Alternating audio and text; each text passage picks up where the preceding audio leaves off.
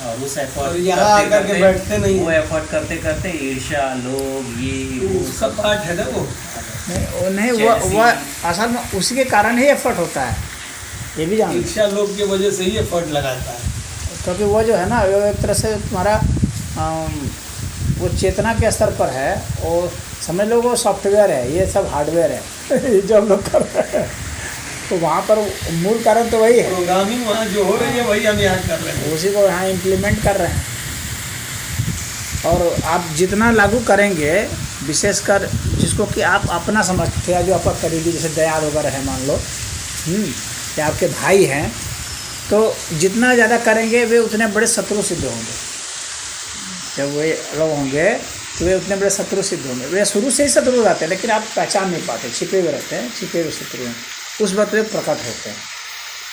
और ऐसा वे इसलिए करते हैं ताकि वे अपने को कभी भी आपसे छोटा महसूस न करें, इसलिए वे आपके किसी भी बात का एहसान नहीं मानेंगे। आपने जो कुछ भी किया उसका एहसान नहीं मानेंगे। अगर आपने बाहर वालों के लिए कर दिया तो वो एहसान मानेगा, वो कभी कुछ करेगा, लेकिन अगर आपने फिर अपने दयादों का कर दिया वे नहीं मानेंगे, वो तो बल्कि आपको शत्रु हो जाएगा। अगर आपने दयादों को बढ़ा दिया, समझ लिया आपने अपने बहुत बड़े शत्रु को बढ़ा दिया। तो गुरु ऐसा होता है कि हर परिवार में ये देखा जाता है कि भाई भाई में मतलब कुछ न कुछ विवाद रहता है, और दोस्त दोस्त में नहीं होता है। तो ऐसा क्यों है कि भाई भाई में विवाद हो जाता है और भाई भाई के शत्रु हो जाता है, और दोस्त जड़ में ही संसाधन का वो है ना, कंपटीशन बड़ा है ना, मेजर हिस्सा लेने की सोच है ना, कंपटीशन है। आपके सारी संपत्ति में उसका हिस्सेदार है। मित्र जो है आपके संपत्ति में हिस्सेदार नहीं है, वही मित्र जब पार्टनर बनेगा तो फिर कंपटीटर हो जाएगा। वही मित्र जब आप पार्टनर बना लीजिए, संसाधन के लिए चल रहा है, कंपटीशन हो जाएगा, फिर जो है शत्रु हो जाएगा। वो कई पार्टनर जो है मर्डर करा देते हैं अपने पार्टनरों का। एक छोटी सी बात और है जो लोग इग्नोर कर जाते हैं, एक्सपेक्टेशन। हम अपने परिवार से जो उम्मीद करते हैं वो दोस्त से उम्मीद नहीं करते हैं, एंड वाइस वर्सा। एक बहुत छोटे शब्दों में कहा गया है ना, जर जोरू और जमीन, इसके लिए लड़ाई होती है संसार में। तो मोटे तौर पर यही बात है। इन संसाधनों के लिए सारे लोग भटक रहे हैं, क्योंकि इनसे ही तो जिंदा रहते हैं, और कुछ अपने घर परिवार सबको जिंदा रखते हैं, इसको ये अपना अच्छा समझते हैं। तो है तो टेम्पररी, संसाधन तो टेम्पररी है। भाई जो आ रही है वो जाएगी भी ना, कभी नहीं थी, जब आएगी जाएगी, ये चलता रहता है। तो टेम्पोररी तो वो व्यक्ति खुद भी है, हो सकता है कि मैं भी टेम्पोररी, ये भी टेम्पोररी जब तक आ रहा है तब तक टेम्पोररी सिस्टम में रहो। ये मैच्योरिटी नहीं ना, जो कोरोना चल रहा है 1.5 साल से, उसने दिखा दिया है कि पैसा कुछ नहीं है। अच्छे अच्छे करोड़पति लोग जा चुके हैं। अधिक से अधिक जो है हम लोग का जो समाज है, अधिक से अधिक हम लोग का समाज 4 डायमेंशन में चल रहा है। साइंस के हिसाब से 4 डायमेंशन में है। तो अब जो 5वें डायमेंशन में जब वो व्यक्ति पहुंचेगा, तो वो अब इन 4 डायमेंशन वाले को तो अच्छा से देख समझ लेगा, और जो इसमें है ये ट्रांजिएंट फेज में है, तो भाई उनको इन सबसे संघर्ष से तो जुड़ना ही पड़ेगा ना, इन सब चीज़ों से। तो इससे ऊपर वाले आयाम में जाने की ज़रूरत है। जब तक इस आयाम में रहेंगे तब तक तो ठीक है, ये सब यही रहेगा। जब तक क्या लोगों को बता दीजिए पहले 4 आयाम में जिसमें हम लोग रह रहे हैं, और 5वां आयाम क्या है, खाली 5वां आयाम थोड़ा बता दीजिए। तो सूक्ष्म में ही, इतना डिटेल हम जानते हैं, समझ नहीं पाएंगे लोग बहुत ज़्यादा। पहली बार तो सत्संग जैसी स्थिति में बैठे हैं। हाँ, तो ये थोड़ा आयाम वाला क्वेश्चन थोड़ा सा कठिन है, जटिल है, लेकिन फिर भी मैं बहुत उसमें हल्के में समझाने की कोशिश करूँगा, सामान्य आदमी बताएं। एक जो है आयाम का मतलब हो गया, जैसे कि कोई भी एक बिंदु है, हाँ, तो उस बिंदु को हम कितने जो है तर्क से देख सकते हैं, उसका कोऑर्डिनेट होता है, वो कितनी तरफ से देख सकते हैं। एक बहुत सूक्ष्म से सूक्ष्म बिंदु है, तो उसके लिए उसकी कोई लंबाई चौड़ाई ऊंचाई नहीं रहेगी। तो इसीलिए उसको कहते हैं जो बहुत सारा डॉट जैसा है, वो कहेंगे कि ये जीरो आयाम है। लेकिन मान लीजिए कि वही दो बिंदु कर दिए, अगर हम दो बिंदु कर दिए और दोनों को जोड़ दिए तो एक आयाम बन गया, एक सीधी रेखा बन गई ना, तो वो एक आयाम बन गया। तो जैसे लंबाई होगी तो उसको लंबाई को एक आयाम कहा जाता है। अब लंबाई जब एक आयाम हो गई तो इसका मतलब अगर मान लीजिए कि ऐसी दुनिया है जिसमें कि खाली लंबाई ही है, चौड़ाई ऊंचाई नहीं है। यहाँ पर हम लोग देखते हैं ना, सब कोई चौड़ाई ऊंचाई सब दिख रही है ना। तो एक कल्पना कीजिए खाली एक ऐसी दुनिया है जिसमें खाली लंबाई ही है। और फिर एक ऐसी दुनिया मान लीजिए, अब उसमें एक अगर हम एक बिंदु और बढ़ा देते हैं तो क्या हो जाएगा कि लंबाई भी हो जाएगी, चौड़ाई भी हो जाएगी। तो जैसे कि हम लोग कुछ भी लिखते होते हैं कागज़ वगैरह पर, तो ये दो आयाम जैसा हो गया। और जो वो एक आयाम जो बताया था लंबाई का, मान लीजिए कि ये मोबाइल है, जब उसमें मान लीजिए कि ये रेखा है, ये मोबाइल जब उसमें गिरेगी, जब तक ये मोबाइल उसमें इस रेखा में टच नहीं करे तब तक ये मोबाइल नहीं दिखेगी। दो आयाम का ये होता है, जब तक ये मोबाइल उस रेखा पर नहीं आती तब तक ये मोबाइल नहीं दिखेगी, अदृश्य है ये। जब ये इस पर टच करेगी तो दिखेगी। कैसे दिखेगी? एक पॉइंट के रूप में दिखेगी बस। जितना दूर तक ये टच करेगी उतना ही दिखेगी। फिर जैसे जैसे नीचे ये गिरेगी, जैसे जैसे नीचे जाएगी ये, वैसे वैसे उसका खाली जितना हिस्सा टच करता रहेगा उतना दिखेगा। नीचे जैसे जाते हैं कि नहीं दिखेगा, अदृश्य पर चला जाएगा। यानी आपको इसका सिर्फ जो क्रॉस सेक्शन है यही दिखेगा। ये दो आयाम में होता है। और ये तीसरा जो आयाम जो मैंने बताया कि लंबाई और चौड़ाई, ऐसे कागज़ में लिखते हैं हम लोग, कुछ भी लिखते हैं तो उसकी ऊंचाई तो होती नहीं है, फ्लैट जैसा होता है। ये दो आयाम वाला होता है, तो जिसमें लंबाई चौड़ाई ऊंचाई, जैसे ये लंबाई है, चौड़ाई है, ऊंचाई है, तो ये तीन आयाम वाला है। हम लोग सब तीन आयाम वाले हैं। हाँ, सब कुछ दिख रहा है, सब तीन आयाम है, लंबाई चौड़ाई ऊंचाई। इसमें अगर समय को मिला दिया जाए कि किस समय में कोई चीज़ गति कर रही है, ये कर रही है, समय मिला देते हैं। अब जैसे ये चीज़ है, ये यहाँ से यहाँ गति करे, कोई टाइम लगा ना यहाँ से यहाँ जाने में, तो उसका जो रेफरेंस है वो चौथा आयाम हो गया समय का। और पांचवा आयाम हो जाता है कि जब हम समय में आगे भी जा सकते हैं, देख सकते हैं, पीछे भी जा सकते हैं, तो वो पांचवा आयाम हो जाता है। बहुत सारे आयाम होते हैं, 11 आयाम तक हैं, ईश्वर के विषय में बताया जाता है। तो ये जो तीन आयाम की दुनिया है और समय को मिला दें, समय के हिसाब से हम लोग कुछ भी कमाते हैं, धमाते हैं, जो कुछ भी करते हैं, बच्चे पैदा करते हैं, शादी करते हैं, जो करते हैं सब इसी समय में करते हैं। तो अब हम समय को आगे पीछे कर दें, अगर हम उस समय में अगर आगे चले जाएं तो फिर ये बच्चे उच्चे नहीं रह जाएंगे, या अगर हम समय में पीछे चले जाएं तो भी बच्चे नहीं रह जाएंगे। समय का खेल ऐसा है। तो आप समय में पीछे कब थे? उस वक्त ये जो आपके बच्चे हैं वे नहीं थे। और अब जब समय में आप आगे हो जाएंगे, यानी जब इस शरीर को छोड़ करके दूसरे शरीर में जाएंगे, समय में आप आगे हो जाएंगे, बच्चे आप कहीं रह जाएंगे और आपका समय कहीं और चला जाएगा।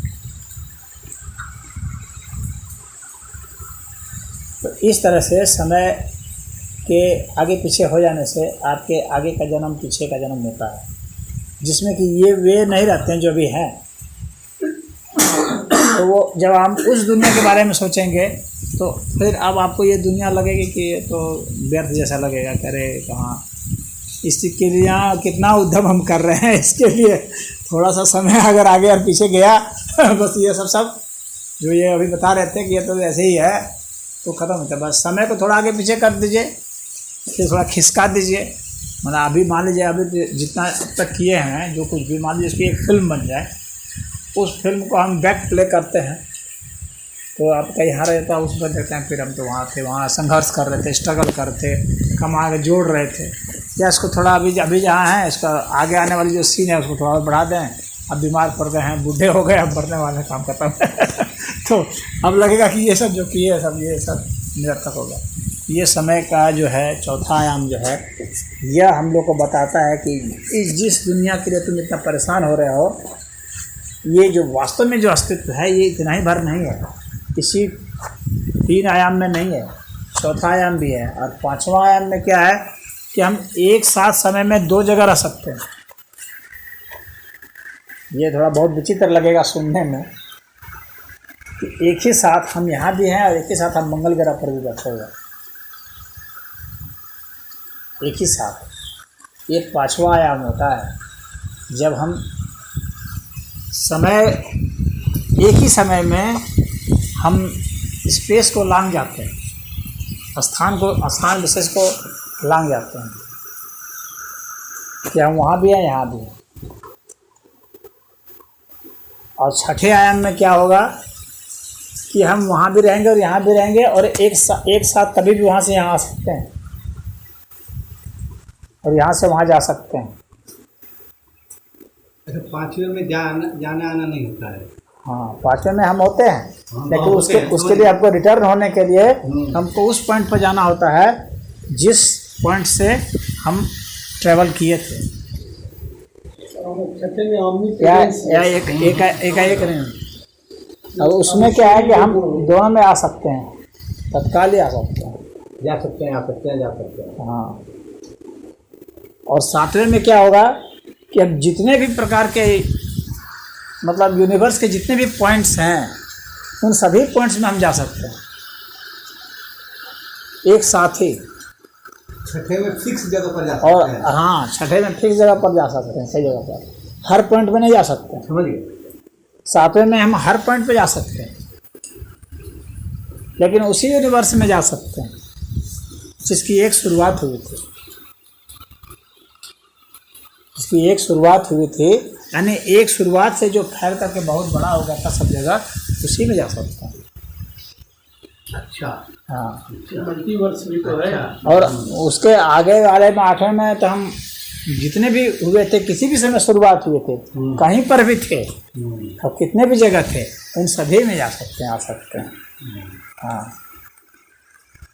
और 9वें में खाली आ ही जा नहीं सकते हैं, बल्कि हम अपने को किसी भी रूप में कर सकते हैं, यानी हर रूप में हम हो सकते हैं।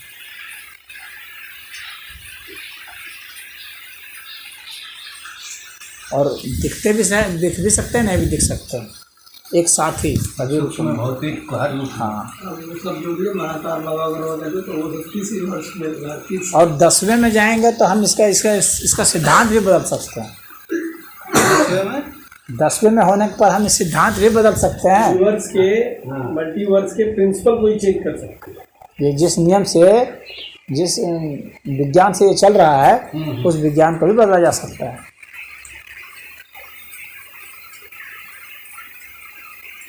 और 11वां जो है वो ईश्वरीय होता है, ईश्वरीय माना गया है 11वें को, जिसमें कि सिर्फ आनंद ईश्वर ही है, अतीत अवस्था। हाँ, उसमें व्यक्ति या ये है, सिर्फ ईश्वर ही है। तो हम अपने दायरे को कितना बढ़ाते हैं, ये सब हम दायरा हम बढ़ा सकते हैं अपना, तो हम अपने दायरे को कितना बढ़ाते हैं उसके ऊपर है। दायरा अगर हम बढ़ाते चले जाएंगे तो कई आयामों में प्रवेश कर सकते हैं, नहीं तो फिर अब इसी में मरखा कर रहे हैं, उठा पटक कर रहे हैं। लेकिन अब थोड़ा ठंडा होकर के जब थोड़ा सोचेंगे, विचारेंगे, ध्यान लगाएंगे तो पता चलेगा कि हमारा और भी आयाम है जिसमें एक्सप्लोर करने की ज़रूरत है। तो जिंदगी का और भी एंगल है, और भी एंगल है, अपने बेटा बेटी या घर द्वार मकान खाली इतना ही नहीं है। और आपके बेटा बेटी इतने ज़्यादा हैं कि आप सोच भी नहीं सकते हैं। जो आपसे उत्पन्न हुए हैं, कितनी चीज़ें आपसे उत्पन्न हुई हैं, अभी आप उस विषय में पूरा नहीं सोच पाए। आप सिर्फ देखते हैं कि मेरे यही 2-3 बच्चे हैं, ये इतने यही उत्पन्न हुए हैं, लेकिन यही उत्पन्न नहीं है, बहुत उत्पन्न हुआ है। तो आप उत्पन्न कर भी रहे हैं, हो भी रहे हैं।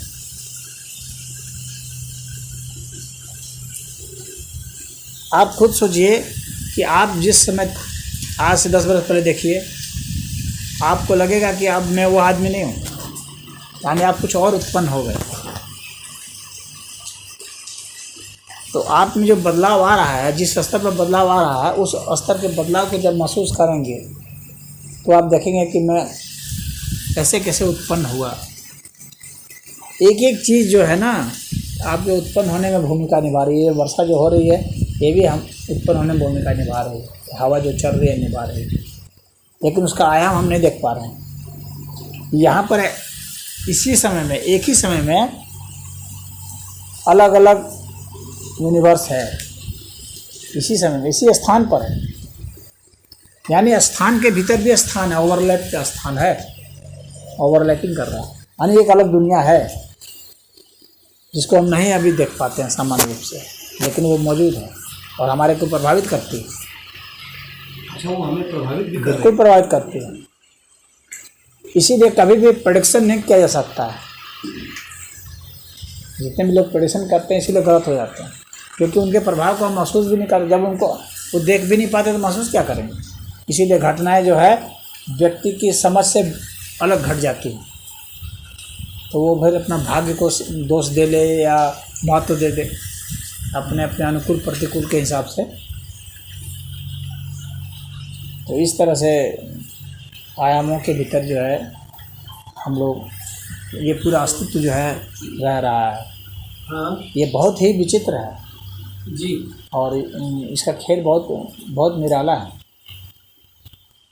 तो सभी के जैसे भूत हैं, प्रेत हैं, सूक्ष्म आत्माएँ हैं, देवता हैं, ईश्वर हैं, राक्षस हैं, जो कुछ भी कहा जाता है, बताया जाता है, तो सभी अलग अलग आयामों में जी रहे हैं। उनके प्रभाव, दुष्प्रभाव, सुप्रभाव सब आते रहते हैं। और उसको ऐसे नहीं कि हमारे पास कोई इंस्ट्रूमेंट है कि हम उसको डिटेक्ट कर लें, क्योंकि हमारे इंस्ट्रूमेंट जो है सिर्फ इलेक्ट्रोमैग्नेटिक फील्ड तक को ही नहीं डिटेक्ट कर पाते हैं, जो कि इसी आयाम की चीज़ें हैं। ऊर्जा की तरंगें जो हैं वो इसी आयाम की चीज़ हैं।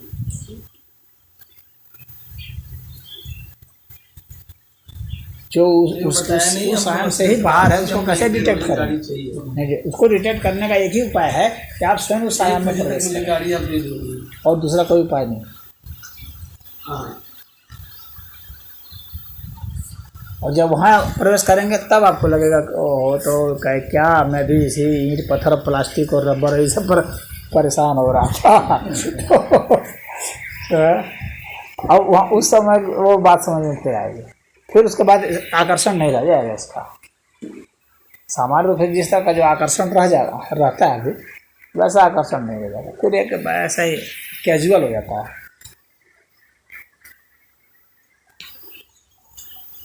और जब तक वैसा फील नहीं होता है, खाली इतनी है कि हम लोगों ने अपने को, अपने परिवार को, अपने काम को, अपने पैसे को, अपने संपत्ति को जरूरत से ज़्यादा महत्व दे दिया है। ये मान के दे दिया है कि अब हम कभी इस धरती से न जाने वाले हैं, न जो हमारा है वो हमसे छूटने वाला है। तो सच ये है कि सब कुछ हमको अब छूटना भी है, छूटना ही है, ना हमारा है। हाँ, लेकिन इतना ज़्यादा मैं मेरा में लगे हैं तो इसीलिए परेशान है यहाँ से। अगर थोड़ा ऊपर से देखना शुरू कर दें तो लगेगा कि शायद कुछ है ही नहीं है। वही सत्यनारायण साहब जो है, एक साथ एक थाली में भोजन चलता था, और समय ने सब सिखा दिया। आगे वही बच्चे के साथ सीख लेना होगा। उससे आगे बढ़ेंगे तो होता कि खटिया में पड़े हो, मर रहे हो, पत्नी करी है। कोरोना में लोग मर गए ना, कोई अपने ही बेटा बेटी पत्नी भाई लाश फेंकने नहीं गए। हाँ, हमके कोरोना हो जी तब अरे भाई लाश लाश को जो है- पड़ी है, बाप या लड़का मतलब देखने नहीं जा रहा, हाँ, सुनने नहीं जा रहा। वो जो है वार्ड बॉय और वो सब गार्ड चपरासी और बेचारे सरकारी कर्मचारी ले जाकर फेंक रहे हैं। कितने पुलिस वाले ले जा करके लाश फेंक। ये हमारे ही साथ हुआ है। दिक्कत क्या हुआ, चूंकि मेरे साथ नहीं हुआ इसलिए हमको तब तक ये एहसास नहीं होगा जब तक कि हम ही उठा के न फेंके जा रहे। यानी इतना हम देख रहे हैं फिर भी हम कुछ भी सीखने को तैयार। इतने ये माया का खुश कैसे रहेंगे, इतने उसके जाल में। अपने बेटा बेटी के लिए इतना कर दिया जो हमारी डेट बार नहीं छूने जा रहा। काश उसमें से हम 20% दूसरे को कर दिए रहते।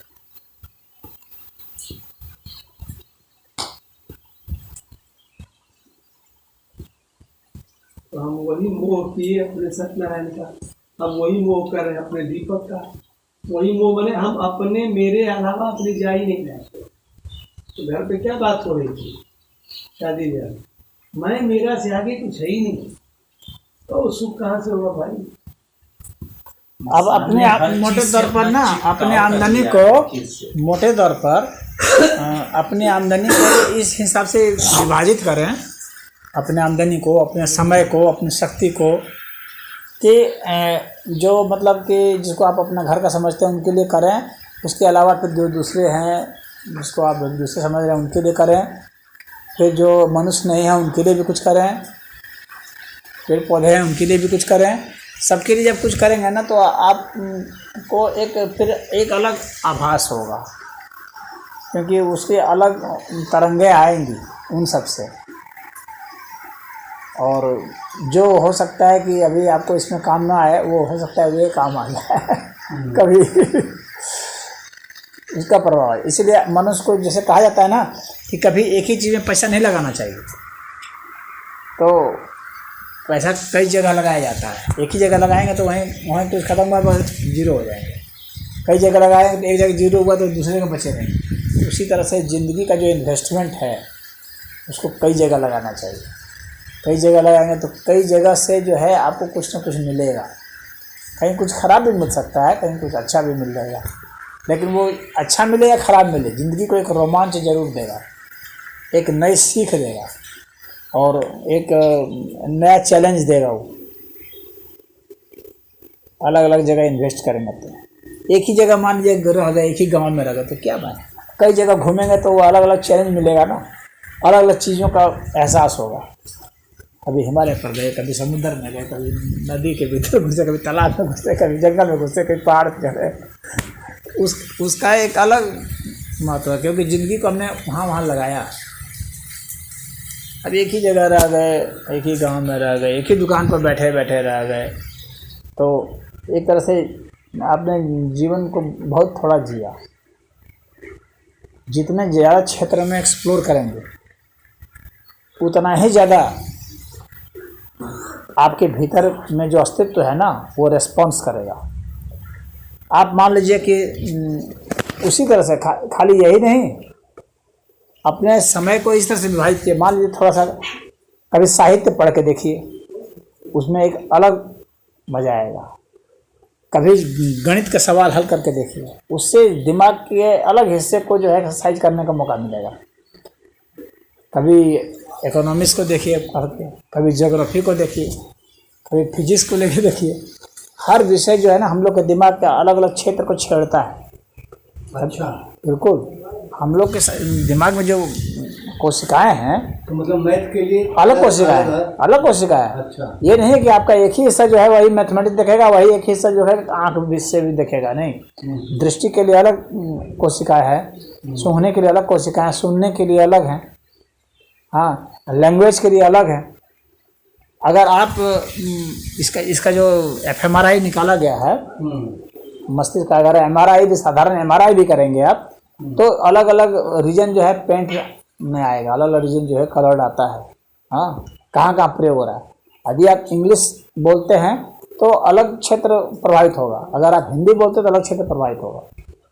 यानी लिंग्विस्ट का अलग है, और लिंग्विस्ट में भी जो हम लोग भाषा बोलते हैं उसमें भी अलग अलग भाषा का अलग अलग क्षेत्र है दिमाग।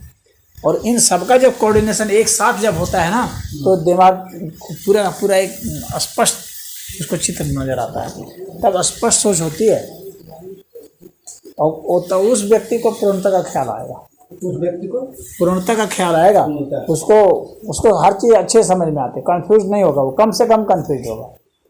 यानी यदि मान लीजिए आपको अपना स्मरण शक्ति अच्छी करनी है तो आप क्या करेंगे, सिर्फ कान से सुनेंगे तो स्मरण शक्ति उतनी नहीं रहेगी। अगर उसी चीज़ को हम देखेंगे भी तो स्मरण शक्ति ज़्यादा रहेगी, यानी सुने भी और देखेगी। अगर उसी को हम सूंघेंगे भी तो स्मरण शक्ति और तेज होगी। अगर उसी को स्पर्श भी करेंगे तो स्मरण शक्ति हमारी और बढ़ जाएगी उस विषय में, जल्दी हम भूलेंगे नहीं। अगर उसको चाटेंगे तो अलग होगा, बात समझ रहे हैं? यानी हमारी जितनी भी इंद्रियां हैं उतनी ही सारी इंद्रियों को जब हम किसी एक विषय पर लगाते हैं तो उसके कारण जो हमें उसका बोध होता है वो ज़्यादा परफेक्ट होता है। और जितने कम इंद्रिय का प्रयोग करेंगे तो इसका मतलब कन्फ्यूजन उसमें रह जाएगा। जैसे किसी को हम भागते हुए एक बार देख लिए, एक बार सट से गया तुरंत, ठीक है, कोई भागते हुए एक बार देख लिए, एक आदमी बहुत तेजी से पार हो गया, तो उसकी स्मरण शक्ति हमारी कमज़ोर रहेगी। तुरंत हमको अगर पुलिस पूछेगा आपने देखा किसी को भागते हुए, हो सकता है कि उतना हम नहीं वो कर पाएँ, लेकिन अगर हमने उसकी आवाज़ भी सुनी, अगर वो चीखता हुआ चिल्लाता हुआ भाग रहा है मान लीजिए, तो हम ज़्यादा अच्छा से बता पाएंगे बनस्पत कि वो सीधे यूँ भाग रहा है। हाँ, अगर वो यही काले रंग का कपड़ा पहन के भाग रहा है तो हम उतना स्पष्ट नहीं बता पाएंगे, जितना होगा अलग रंग का कपड़ा पहना रहेगा, पीला लाल, इस तरह ज़्यादा हम अच्छा बता पाएंगे, क्योंकि वहाँ पर एक अलग उसको रेंज मिलता है। तो कहने का मतलब है कि हम लोग के दिमाग, आप खुद सोच के देखिए कि आपके दिमाग में जितने तंतु हैं उनका आप कितना कितना हिस्सा प्रयोग किए, कितनी संभावनाएं थी जो आप नहीं किए। और ये जान लीजिए दुनिया में इतने इतने तरह के जो लोग हैं जो काम कर रहे हैं, जैसे कोई बढ़ई का काम कर रहा है, कोई लोहार का काम कर रहा है, कोई जो है चित्रकारी का काम कर रहा है, कोई शिल्पकारी का काम कर रहा है, कर रहे हैं ना अलग अलग, तो अलग अलग काम कर रहे हैं और उसमें एक्सपर्ट हैं वो, तो उनके दिमाग का एक अलग हिस्सा प्रयोग हो रहा है, वह हिस्सा आपके दिमाग का प्रयोग नहीं हो रहा है उसमें। बात समझ रहे हैं कि नहीं? तो इंसान के अंदर तो बहुत सारे दिमाग तो के हिस्से हैं जो हाँ, अनयूटिलाइज है, मात्र 3-4% यूटिलाइज हो रहा है। हाँ, बाकी सब अनयूटिलाइज इसी तरह से पड़ा हुआ है, तो आपने उसका प्रयोग नहीं किया। जब आप प्रयोग करेंगे तो आपका वह हिस्सा सक्रिय होगा, उसको रस मिलेगा, वो मजबूत होगा, नहीं तो वो दबता दबता दबता अनयूज पड़ा हुआ एकदम बेकार हो जाता है। तो अपने उन हिस्सों का प्रयोग कीजिए, कभी कोशिश कीजिए, भले हो सकता है टेढ़ा मेढ़ा चित्र बनाए, लेकिन बनाइए। जैसे जैसे आप उसको अधिक से अधिक अच्छा बनाएंगे, देखेंगे आपको एक अपने आप दिमाग जो है ना विकसित होने लगा और आपको एक बढ़िया सा धीरे धीरे आप मजे हुए चित्रकार में से होने लग जाएंगे। तो उसका प्रयोग करने की बात है, हम कितना प्रयोग करते हैं। अगर वक्ता नहीं है तो बोल करके देखिए, गाते नहीं है तो गा करके देखिए, कुछ ना कुछ असर आएगा, पहले से कुछ बेहतर होंगे। आप अन्य से तुलना मत कीजिए, अपनी तुलना अपने से कीजिए कि पहले हम कैसे करते थे, पहले से हम बढ़िया हैं कि नहीं। समझ रहे हैं कि नहीं? पहले हम आड़ा तिरछा रेखा खींचते थे, अब हम थोड़ा सा उसको डिजाइन दे पा रहे हैं, तो पहले से हम बेहतर हुए, इसका मतलब हमारे दिमाग में का काम कर रहा है। हम लोग के दिमाग में भी तो GPS है एक तरह से, तभी तो हम लोग कोई दिशा खोज लेते हैं, नहीं तो कैसे खोजते दिशा। तो उसको हम नेविगेट करेंगे हम, तभी तो हम पाएंगे। तो आप देखिए ड्राइवर को, ड्राइवर जल्दी दिशा नहीं बोलता है और वो सब चीज़ याद रखता है। जो घरे में बैठा बैठा रहता है, इधर काम नहीं होता, अगर उसको घुमाने ले जाएंगे तो वो भूल जाएगा। बड़े शहरों में जाएगा तो वहाँ भूला जाएगा, तो समझ में नहीं लगेगा, क्योंकि उसने उसका यूज नहीं किया है। अपने भीतर जो हम लोग का दिशा खोजने वाला यंत्र है उसका यूज नहीं किया है। जब यूज करेगा तो खोज लेगा, गड़बड़ाएगा नहीं। और वो जानेगा खोजने के लिए क्या क्या करना पड़ता है, कहाँ कहाँ पॉइंट लगाने पड़ते हैं, कि देखेंगे कि यहाँ यहाँ ये मार्कर है, तो उन मार्कर के जरिए वो समझ जाएगा तो मैं ऐसे ऐसे गया था तो ऐसे ऐसे मैं अब आ सकता है। तो जितना ज़्यादा ही हम लोग यूज़ कर पाएंगे, ऐसे ऐसे भी लोग हुए हैं ना जो शब्द के आधार पर बाण चलाए हुए हैं, शब्द वेदी बाण चलाते थे। कैसे चलाते थे वे? आखिर कहीं ना कहीं से उसको ट्रैक करते थे ना वे, कहीं ना कहीं से ध्वनि से उन्होंने तालमेल बिठाया था, ध्वनि का दूरी से तालमेल बिठाया था कि अगर ध्वनि आती है तो इसका मतलब है कि अगर इस हिसाब से ध्वनि आ रही है, इसका मतलब इतनी दूरी पर है। एक उन्होंने उसका ध्वनि का अनुमान लगा लिया था डिस्टेंस के साथ, तो जब अनुमान लगा लिया था तो इसलिए मार देते थे। तो यह ऐसा तब हुआ जब उन्होंने उसका प्रयोग किया। ऐसा नहीं कि कोई वो बहुत गिफ्टेड थे, कहीं से अलग से आए थे, ऐसा नहीं है, हमारे आपके बीच के ही थे, लेकिन उन्होंने उस हिस्से का प्रयोग किया जिसका हम लोग प्रयोग नहीं कर रहे हैं। जब हम लोग उसका प्रयोग करेंगे तो हम लोग को भी वो महारत हासिल हो सकती है। तो यह सिर्फ प्रयोग करने की बात है। हम लोग के दिमाग में खरबों हम लोग कोशिकाएँ हैं, उनका हम बहुत मामूली सा प्रयोग कर रहे हैं, मामूली से हिस्से का, और इसलिए भी हम लोग इतने ज़्यादा मोह में फंसते हैं। इतने ज़्यादा मोह में फंसने के पीछे बहुत बड़ा कारण यही है कि हम बहुत छोटे से चीज़ का प्रयोग कर रहे हैं। जैसे कि मान लीजिए कि आपके पास थोड़ी सी संपत्ति हो तो आपको बहुत मोह रहेगा उससे, क्योंकि इतनी ही है, अगर ये चली गई तो फिर तो हम ख़त्म हो जाएंगे।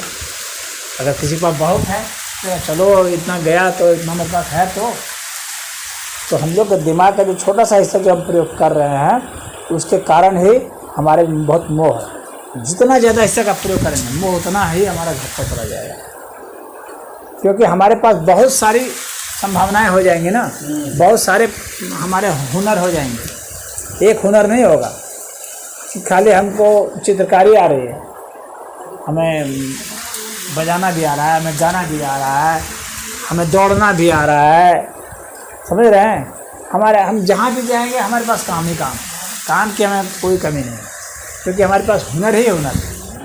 लेकिन जिसके पास एक ही हुनर है वो फंसा रहता है कि उसी हुनर की जब डिमांड उठेगी तभी वो कुछ कर सकता है। अगर डिमांड नहीं उठेगी तो बैठा रहा बुद्धू की तरह, निखट्टू की तरह। यही ना होता है।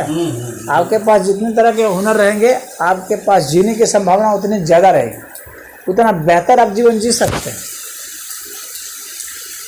आपको जीवन का एंजॉयमेंट तभी मिलेगा।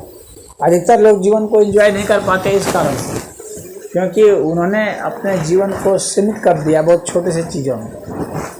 अगर वो अन्य चीज़ों को एक्सप्लोर करते, जब आपको कोई परेशानी होती है आप कुछ में लग जाइए, जो कि कोई ज़रूरी नहीं है कि आपके पूरे लिए कमाई का जरिया हो। हम सीखने के लिए लग जाए ना, पेंटिंग करना सीखना शुरू कर दीजिए, पेंटिंग करना दीजिए। हो सकता है कि जो पेंटर है उससे अच्छा नहीं पेंट कर पाएंगे, आप उसके बराबर नहीं कर पाएंगे, लेकिन आप जो पहले कुछ नहीं करते थे उससे तो बढ़िया करने लगे। अब आप वो पेंट कर रहे हैं, आप देखेंगे कि आपका दिमाग अलग हिस्सा काम कर रहा है और आपको उसमें इंजॉयमेंट मिल रहा है। पेंट करने में आपको मज़ा आ रहा है।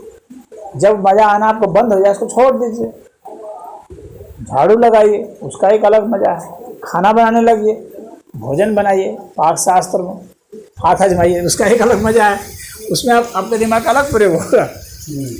तो अगर ज़िंदगी में खुशी चाहते हैं तो यह ज़रूरी है कि अपने दिमाग के कई हिस्सों को जो आप बंद किए उसको खोलें और उसको आयाम दें। कितने लोग सोचते हैं कि नहीं मैं इसको नहीं करूँगा, ये मेरा नौकर कोई करेगा। जिसका पैसा होता है वो सोचता है मेरा नौकर करेगा, कपड़ा साफ मेरा नौकर करेगा, कपड़े में आयरन नौकर करेगा। लेकिन आयरन करने का जो सुख है और आयरन करने की जो कला है वो आप में कैसे विकसित होगी? नहीं विकसित होगी जब तक आप प्रयोग नहीं करेंगे। तो आप उसका प्रयोग करके सीखिए, उसको करके और उसका मज़ा लीजिए करने का। तो जब आप ऐसा करेंगे तो आप बेहतर होते चले जाएंगे, आपका दिमाग खुलता जाएगा और आप ज़्यादा रिलैक्स्ड महसूस करेंगे। तनाव में महसूस करते हैं इसका मतलब है कि आपने एक दो हिस्से को चालू रखा है, बाकी हिस्से को बंद कर दिया है। बात समझ गए कि नहीं?